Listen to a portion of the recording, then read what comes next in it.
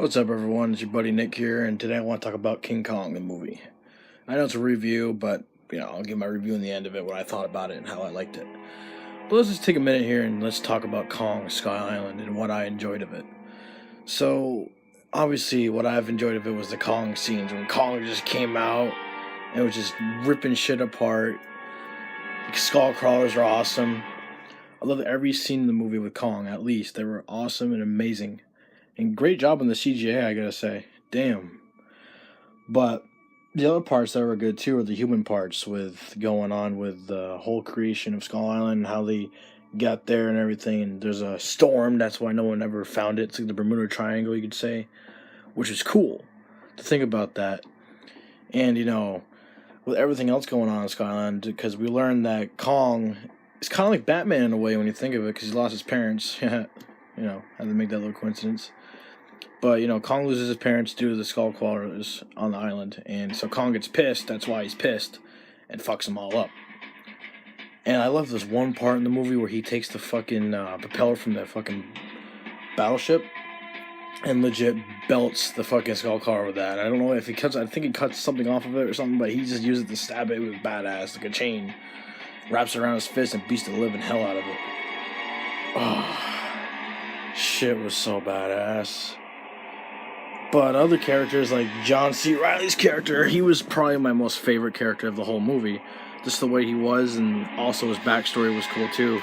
He's from World War II, crashed there with a Japanese guy, and he ended up becoming friends with the Japanese guy, and they ended up working together against the troubles in Skull Island until they found the villagers. And now, savages, they would be in King Kong, the original ones would be very hostile, but they're not. They're actually very peaceful people who are being attacked by the skull crawlers, and the skull crawlers are the ones responsible for taking out most of the population on Skull Island.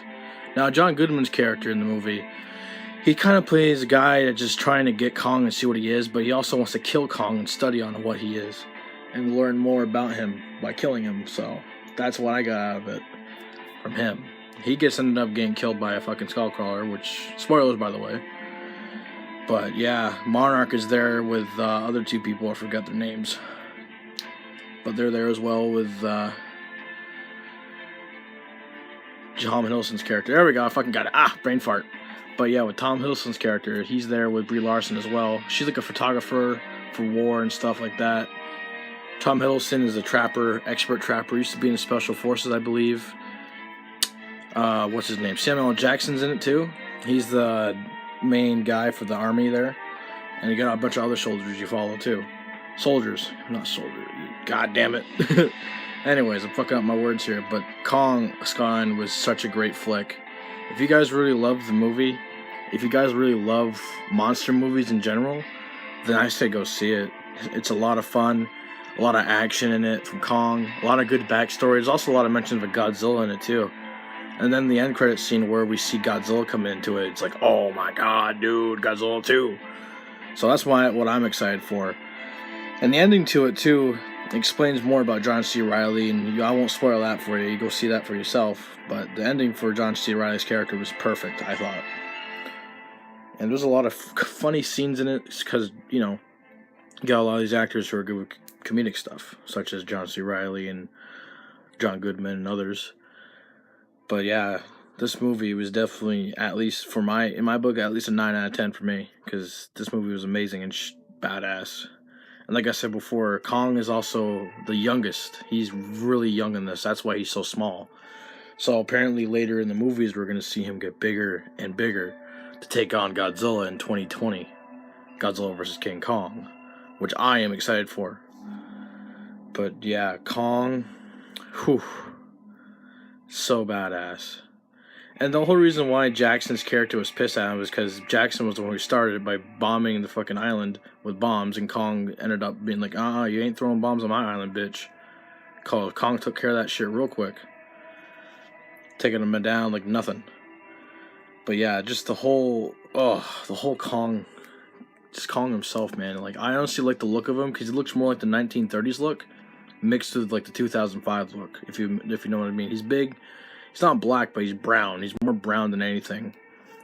And there's also a pit in the movie too where we see them in like this big like if you light something on fire, it'll just blow up everything. And there's a bunch. That's where Kong's parents died. I want to call that like a skullcrawler lair or something, because the skullcrawlers like need to nest down that shit for something. Yeah, and they're responsible for killing pretty much everything on the island. And there's big bison in the movie too that play a little bit of a role. Not really. Kong just saves them, but Kong's the just peace bringer. He brings peace to the island and makes sure nothing bad happens. But Samuel L. Jackson wants to kill him because he killed some of his platoon and all that shit, and it was just a whole mess with him. But it's like, you come in to disturb an island with Kong, and he's the guardian of it, and you throw bombs at it. That's technically what kind of awoken the big boy, the big skullcrawler. That's how he awakened, and Kong had to fight him next. So that's... And I gotta say, the skullcrawler honestly was about up to like his waist, I want to say. The other ones were about like up to like his knee or his like foot or something.